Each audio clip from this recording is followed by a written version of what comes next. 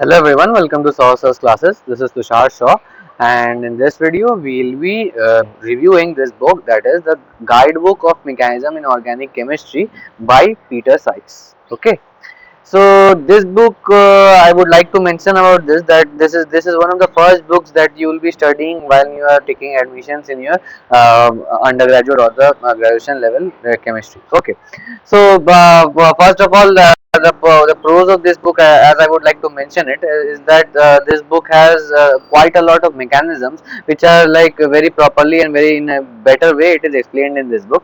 Though all the mechanisms are not there, like in the overall syllabus of chemistry, there are huge number of reactions and lot of mechanisms are there. Though not all of them are covered in this book, but the parts that are given in this one, those are like extremely well explained, and they will be like helping you to understand this, understand all of the reactions very properly. Okay, and one con of this book I would like to mention is, like, there are many cons obviously, like but it is an overall well balanced book, but I still would be recommending this book as one of your the selections for studying organic chemistry reaction mechanisms. Okay, so the cons I'll be like explaining in further in the video, like when I'll be like going through the whole contents and the different parts of the book. Okay, so this book is basically written by published by Peter Sykes, a professor of MSc. He did his MSc, PhD, FRNC in chemistry, and he is a fellow and vice master in Christ College, Cambridge. Okay, so this was all about the introduction, and this book is printed by the Longman Scientific Technical Publishers. Okay, this book is like very easily available. Obviously, this book is extremely low price, so you can order this on Amazon or Flipkart or any other standard textbook online store, or you may go and find this book out at any collegiate bookstore or in your local city. Okay, so this book is like very easily available, and if you require a PDF, you may Google search would give you the exact PDF. Okay, so let us look into the contents. So in this book, the contents are not so well explained, so not so deeply explained as I did in the last two book reviews. So instead of looking deep into the contents, we will be going through the whole. Chapter of the whole the main contents of the book, that is we'll be moving chapter wise through all of the pages, and then we'll be seeing what kind of book it is and what are the pros and cons. Okay, and whether you should follow this book or not. So firstly, in the obviously when we are starting to study organic chemistry in our first semester or in the first year of undergraduate college, so the first thing that we learn is nomenclature. Okay, nomenclature, let's say, and stereochemistry. So this book doesn't have that. Okay, it starts from directly from the structure, reactivity, and mechanism, because obviously the book is named as Guidebook to the Mechanism. Okay, so only the mechanism part, only a few mechanism parts you can correlate to this book, and for other mechanisms and all other topics like nomenclature, stereochemistry, let's say spectroscopy. Okay, so for all these topics you require the book for that. For spectroscopy, in my last video I have already explained the book, reviewed on the book William Kemp, which is organic spectroscopy, so you may go check that out also. Okay, firstly, the structure, reactivity, and mechanism. What is the structure of carbon atoms? How do they react? How do they bind with each other? What is the molecular structure looking like? Okay, so those kinds of stuffs are there firstly. Then we have this energetic kinetics and investigation of mechanism. So like in layman terms, the thermodynamics and the kinetics of certain reactions, and how the mechanisms are involved, from the how the mechanisms are derived from those energetics. That is why it very properly explained. Okay, then we have the strength of acids and bases. This is like extremely easy part. Acid base strengths, very easy. Okay, then we have the nucleophilic substitution of saturated carbon atoms, so SN1, SN2 mechanism. So these are like quite properly explained. Then we have carbocation part. Then we have this electrophilic and nucleophilic substitution in aromatic systems. This is also like required in certain mechanisms and certain conversions related to aromatic synthesis. Okay. Then we have the electrophilic and nucleophilic addition to C double bond C. Then we have nucleophilic addition to C double bond O. Then we have elimination reactions. All of these are just the basic reaction mechanism that we like start to study in our earlier graduation days, because these are the most major basic concept that we need to require in order to study the complex reactions. Okay. So then we have the carbon ions, we have radicals, and we have symmetry controlled reactions. Okay, though this chapter is not like quite properly explained, so I won't be recommending the symmetry control reaction to be studied from here. You can look on to Jerry March book. Okay, for that purpose, I'll be reviewing this book also in my future videos, so you might check those out also. Okay. Then we have this linear free energy relationships. This is also like the energy term of organic chemistry, the reaction mechanism, the reaction energy profile diagram. Those are like not so much like they are explained in certain way, but not so much satisfying. Okay, so you obviously if you are this book is mainly, as I have told it already, this book is mainly for those who have just started their career in chemistry. They just have gotten admission as in a college, and they have started organic chemistry reaction mechanism syllabus in accordance to the university rules. Okay, so this would be the first book that you will be consulting, because this is a, first of all, it is a small book, has lower number of pages. Okay, then it has all the elements that are written in layman language. So if a person who is like not so much experienced in organic chemistry, he might get good knowledge from this book. Okay, so this book is obviously a sixth edition book, and obviously this is the current copy of the book. Okay, so the first chapter is structure, reactivity, and mechanism. So in the first chapter, you can see that atomic orbitals are explained, hybridization, bonding, and carbon compounds are explained. So all types of carbon bond that are formed, benzene and aromaticity, all of them are quite properly explained. Okay, then we have this breaking and formation of bonds, factors influencing the electron availability, hyperconjugation, steric effects, reagent types, reaction types. Okay, so all the certain major, all the basic reaction mechanisms, all the basic effects of carbon hybridization, and the type of reactivity, that part is quite properly explained. Okay, so firstly, we'll be looking into the atomic orbital part. You can see that from related to the quantum mechanics of a particular atom, how carbon atoms are follow the Heisenberg indeterminacy principle, form those wave functions. From the wave functions, we get the orbital structures, and all of the atoms having many orbitals, they overlap with each other, giving us molecules.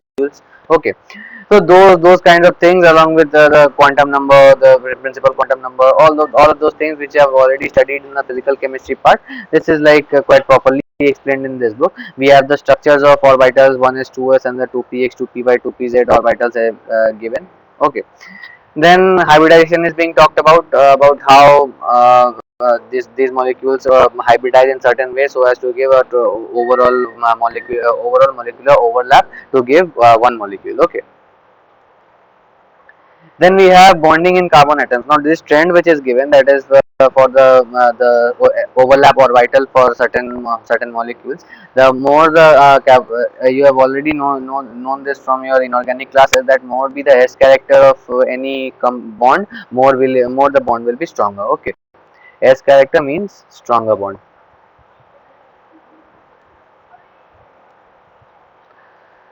So then we have this energy profile diagram, which shows that firstly we have obviously we are not deriving the molecular orbital theory from the group theory concept, so we'll be just using the applications of it. So we know that this center line is known as the barycenter. Okay, the orbital molecular orbitals below the barycenter are known as BMO, or the bonding molecular orbitals, and the orbitals above them are known as ABMO, that is anti-bonding molecular orbital. Whereas the molecular orbitals at the level of the barycenter are known as non-bonding molecular orbital, which is abbreviated as NBMO. Okay, so obviously you can see that we are considering H2 molecule over here. I'm sorry, H2 molecule. So one each has one electron. So one electron is over there, another electron from another edge is over there. So they form these two atomic orbitals form a molecular orbital having two electrons in the bonding molecular orbital and no electron in the anti-bonding molecular orbital. Okay. So these are the things that I explained. Then we have this carbon-carbon single bonds. The stereochemistry, kind of stereochemistry, is explained in this book. Okay. Then we have carbon-carbon double bonds, how they work out, how what is the unhybridized 2p one unhybridized 2p orbitals remaining. So free electrons are there in the double bonds, which can be later used into the some certain reactions. Okay. Then we have triple bonds. Triple bonds have this round rod-like structure. Okay. Then again we have bonding with oxygen. We have bonding with nitrogen, as there it is there in C triple bond, and that is cyanide group. Okay. Now we will learn about conjugation in this book. That is how conjugation causes the change in the transitional energy, that is lambda max value changes, and how this change in lambda max imparts a color to the complex. Okay. So yeah, obviously you might have already know that the higher the lambda max, more intense will be the color of the compound. Okay. Then we have benzene and its aromaticity. Okay, all these things are like explained. We have this the heat of hydrogenation and the explanation for the resonance stabilization energy. Okay. So this is also like quite a properly explained, and why this molecule, this cyclooctatetraene having non is basically non-aromatic. So why would the delocalization not occur, and what would be the heat of hydrogenation? This is like explained in this book. Okay. Then we have those conditions for delocalization. Then we have the breaking and forming of bond. This part is quite important because this shows that breaking and formation of bonds occur in three parts. That is either by heterolytic fusion, which forms carbocation or carbanions, or by homolytic fusion, which forms free radicals. Okay. Then we have the effects that influence reactivity and electron availability. First of them is inductive effect, plus I minus I, given properly explained. Okay. Then we have the mesomeric or the conjugative effect, that is plus M or minus M. Okay. We also call it as plus R or minus R, which is known as resonance. Okay.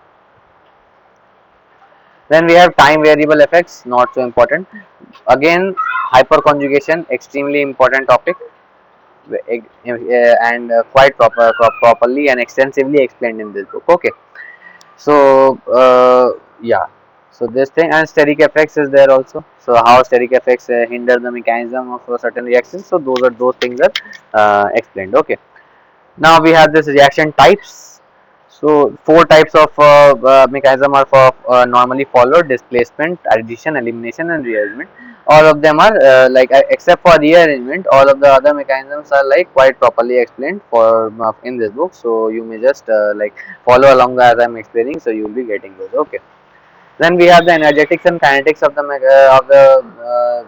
reactions. So first of all, you can see that the energetic, that is the thermodynamics, is like mathematically explained in case of organic reactions. Okay. So how thermodynamics takes precedence over any other governing rule of any certain organic reaction. Okay. Then we have the kinetics of the reaction. Okay.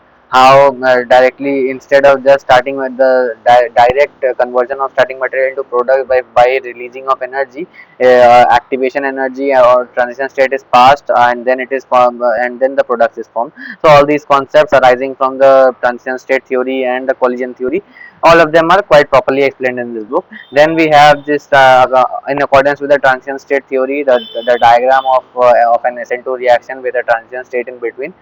Now this let me just zoom it. Like you can see that this sign is basically a dagger. Okay, it is not was not given, but this is extremely important. Okay.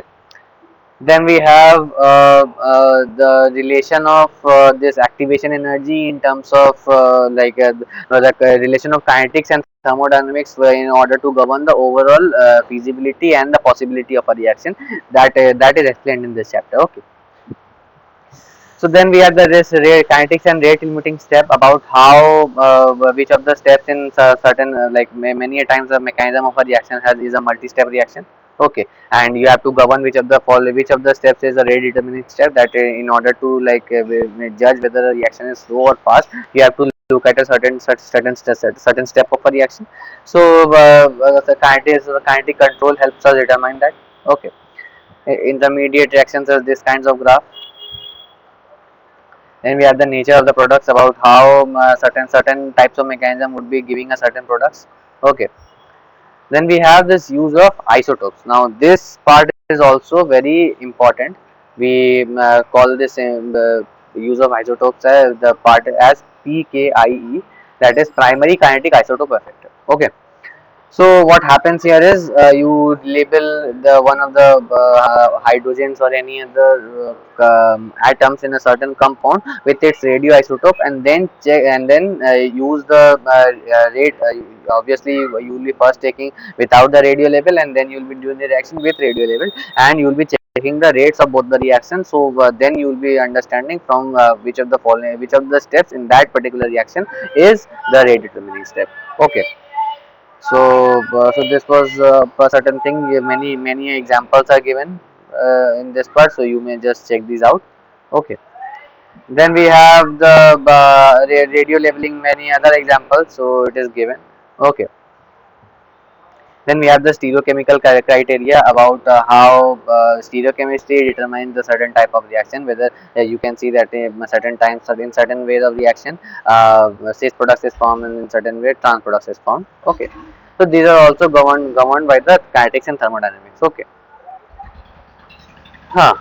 So as you can see that in this book, I would like to mention a con about this book. That is, though the exact mechanisms are like properly explained in this book, but one thing that is missing is examples. Okay, like if you are dealing with certain mechanism, you require many examples to like cope up with the how the mechanism is working, and whether you can deduce that mechanism in that, not only in the compound which is given in the book, but in the other examples also, which have the same sort of functionality and the same sort of reagents. Okay, so though that part is missing in this book, so this was one of the cons. Okay, then like this, but this con is maintained throughout the book.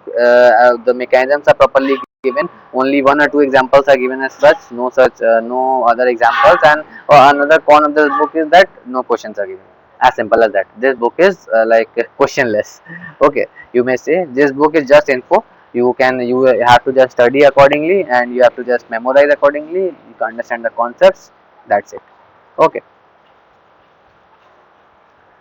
Then we have this strength of acid bases. Okay, so first of all, the pK, the concepts of pK, about how this from the ionic equilibrium. Okay, this part are there, the value of Ka, how like acidity, like what are the factors depending on which acidity depend, the strength of HA bond, the stabilization of conjugate base. Okay, those kinds of stuffs. Okay, then we have this influence of the solvent. In presence of what solvent, how will the compound behave in terms of acidity and basicity. Okay, so this is one concept. And then we have the simple aliphatic acids, then we have substituted aliphatic acids, the pK values related to them, the comparisons related to that. Okay, then we have phenols, how phenols are acidic, and what are the in presence of what kind of groups, the how does the acidity changes. Okay, carboxylic acid groups are explained. The special cases like formation of the chelate, 6 chelates are explained. Okay, then we have the dependence of pK on temperature. Okay, then we have this basis part, that is firstly the form the value for Kb, pKb from the ionic equilibrium part. Okay, then we have the pK values of aliphatic bases. Okay, then we must say like the factor determining the strength, the basic strength of substituted amines. Okay, this part is like quite important. So good trends are given, and certain normal examples regarding the amidine, guanidine. Okay, so so those kinds of things, and the aromatic bases are given. Okay, The basicity of aromatic bases in accordance with the functional groups that are present, the pK values regarding to that. Okay, the you can see the exceptions that are given. Then we have this heterocyclic bases. This example of this compound, that is the locked conformation of nitrogen, gives more availability of electrons towards the incoming Lewis acid. Okay,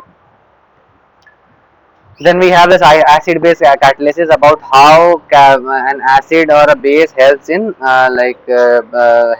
going the mechanism, helps as a catalyst in certain reactions. Okay,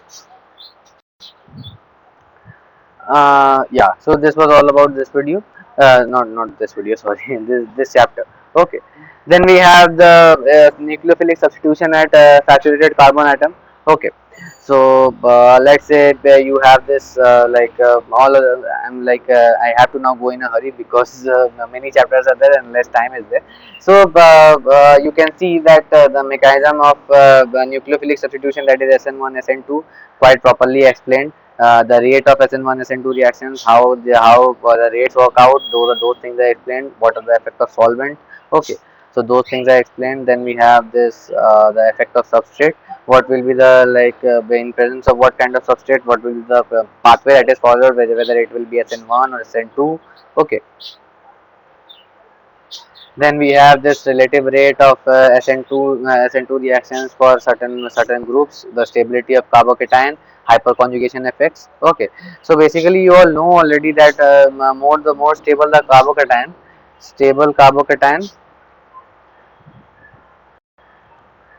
carbocation means more SN1 reaction. Okay,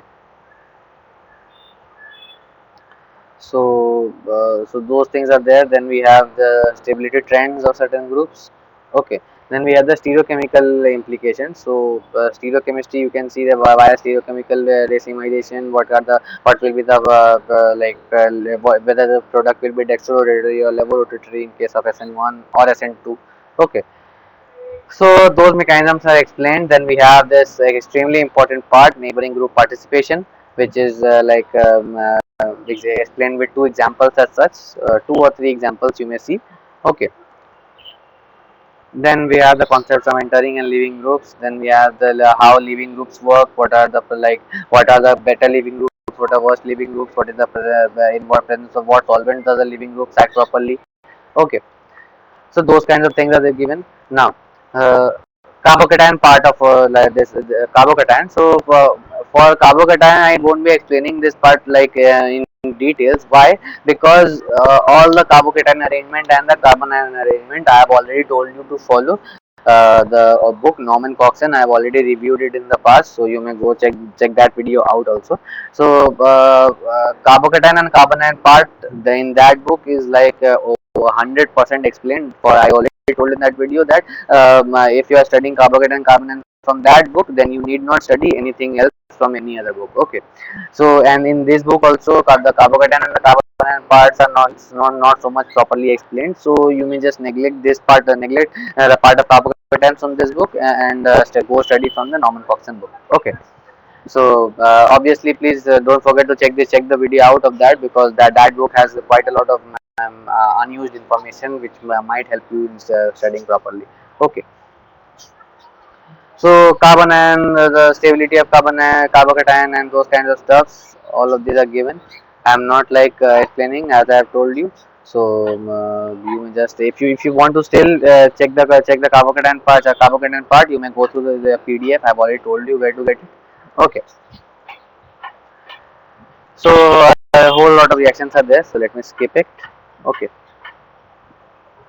Then we have electrophilic and nucleophilic substitution in aromatic systems. Okay, so this part is also given in the Norman Coxon book, but still for this part I would suggest to follow Claydon Warren book. Okay, Claydon Warren book of organic chemistry. Okay, that this book has the most part of organic or aromatic organic synthesis explained properly. Okay, so let us discuss in this book only. So we have this electrophilic attack on benzene, how electrophilicity changes, what are the process of nitration, process of sulfonation, halogenation. Okay, sulfonation, Friedel-Crafts reaction, Friedel-Crafts acylation, alkylation. Okay, you can pause the video, or you may slow the video down for seeing these steps if you want to see it particularly from this video, or if you have your PDF, then good luck for you. Okay, then we have this electrophilic attack, how electrophilicity works. Then we have so all of these are like you can get it on any standard textbook, because no, this aromatic substitution is a very vast and very well explained topic. Okay, now kinetic and thermodynamic control. Okay, these have already explained in the kinetics part. So uh, then we have this electrophilic and nucleophilic addition to C double bond C. Now this chapter is quite properly explained in this book. So I would suggest to follow this C double bond C electrophilic nucleophilic addition and the C double bond O, that is the next chapter after that, to be followed from this book only. Okay. So addition of halogens we have, then we have this bromine addition, about how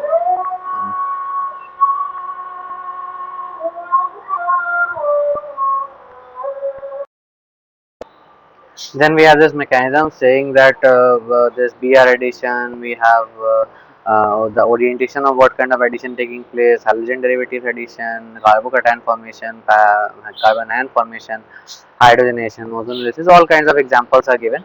Okay. Cyanoethylation, these reactions are not so much important. Okay, conjugated addition you can see. Okay, this sorry, addition to this C double bond C, C double bond O.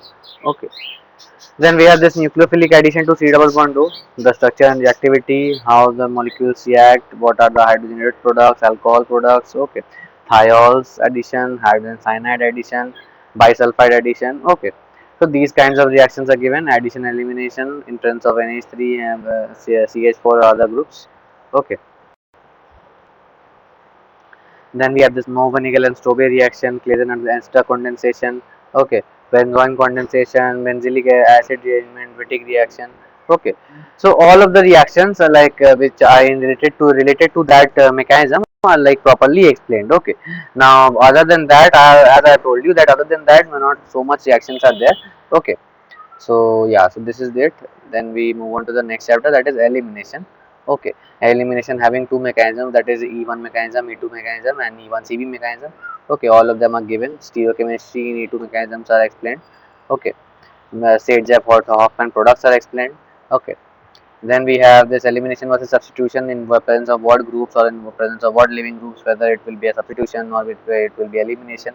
Those details are like explained. Okay, in presence of activating groups, what would be the effect, and other one to elimination, what would be the procedure. Okay, so this reaction is like extremely important. This reaction with this Zn1. I don't remember the name exactly for this reaction, but it is the like zinc organo zinc reaction, organo zinc reagent. Okay.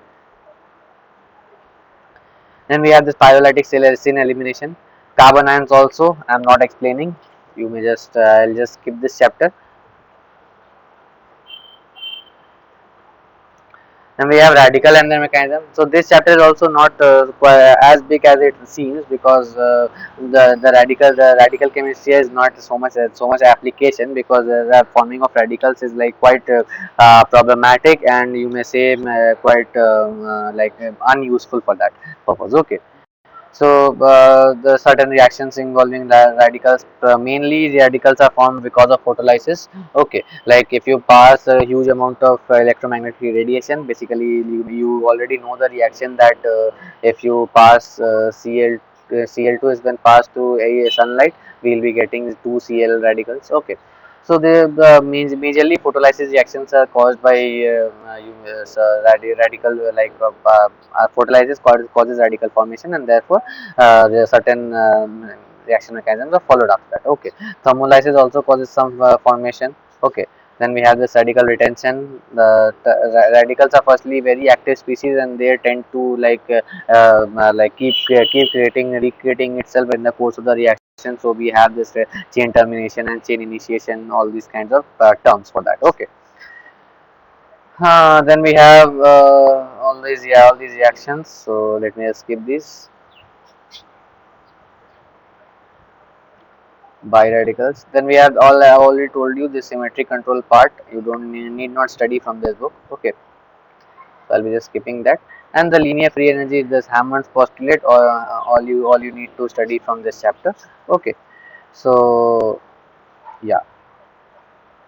So this chapter is also not important because most of them, basically the reaction mechanism part is already finished. Already I have explained. Okay, so yeah. Reactions are like name reactions are given, Taft equation and those kinds of reactions. Okay, steric parameters, and what are the changes, the change of P orbital solvent. Okay, so those things are like properly given, but I don't think it will be required anywhere. This information is like extra knowledge for you. It won't be required in any competitive or non-competitive exams. Okay, and obviously our sole purpose for studying any book is cracking any exam, be it your university exam or be it competitive exams like JAM or GATE. Okay, so bibliography and index are there. So I would like to end my video here. I guess you have learnt useful knowledge about this book, and you can now be able to judge whether this book will be would be proved useful or not for your preparation for any kind of exams that you are preparing for. Okay, the PDFs of this book is available online. You may go check those out. And so thank you guys for this video. I'll see you guys in the next one.